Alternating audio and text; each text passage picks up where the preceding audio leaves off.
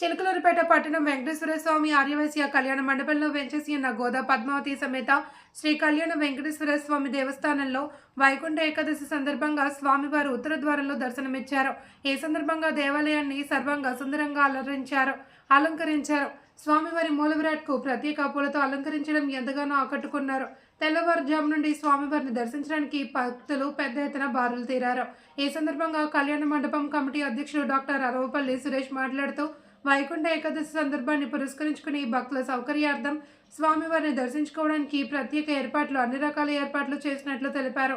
ఈ కార్యక్రమంలో కనుమర్లపూడి రమేష్, ఆలపాటి కాళేశ, చిలకల రామలింగేశ్వరరావు, రాచమల్లు సూర్యారావు, కొప్ప రావురి రాధాకృష్ణ, కేవీఎస్ కృష్ణుడు, రాచమల్లు సురేష్, ఆలయ అర్చకులు పుసులూరి రామకృష్ణాచార్యులు, భక్తులు పెద్ద సంఖ్యలో పాల్గొన్నారు.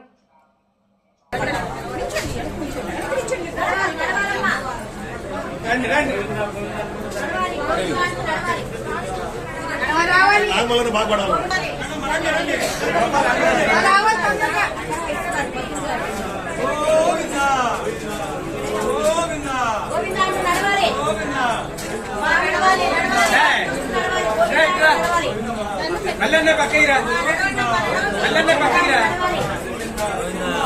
గోవిందా అంటూ నడవాలి.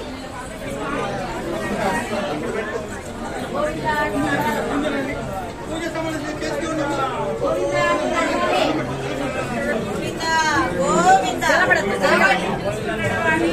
రావాలి స్వామి చూస్తూ నడవాలి. గోవిందా గోవిందా గోవిందా అంటూ నడవాలమ్మా.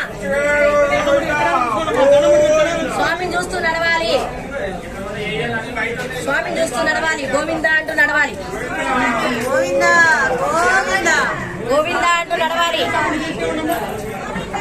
నడవాలమ్మా. స్వామిని చూస్తూ నడవాలి. గోవిందా అంటూ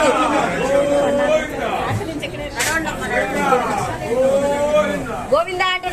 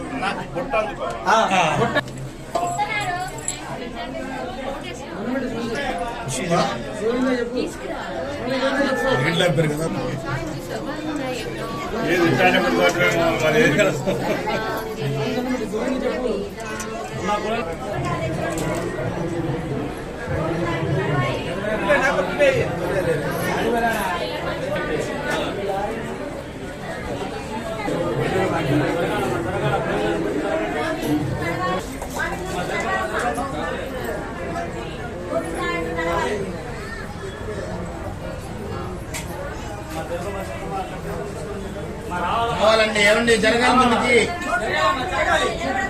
మీరు మధ్యలో వస్తే అంతే కన్ఫ్యూజ్ అవుతారు. లైన్ లో వస్తే తీర్థం. బాగున్నారా?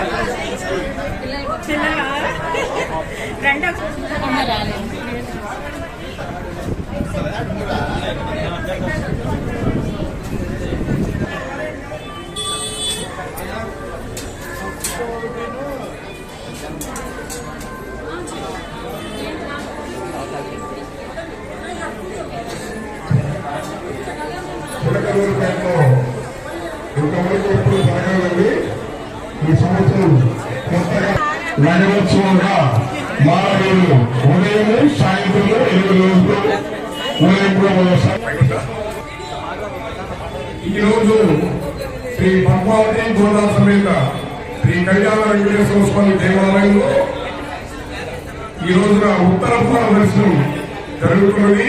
భక్తులందరూ వచ్చి తీర్థప్రసాదం దర్శనం చేసుకుని తీర్థప్రసాదం సేవించవలసిందిగా కోరుతున్నాం.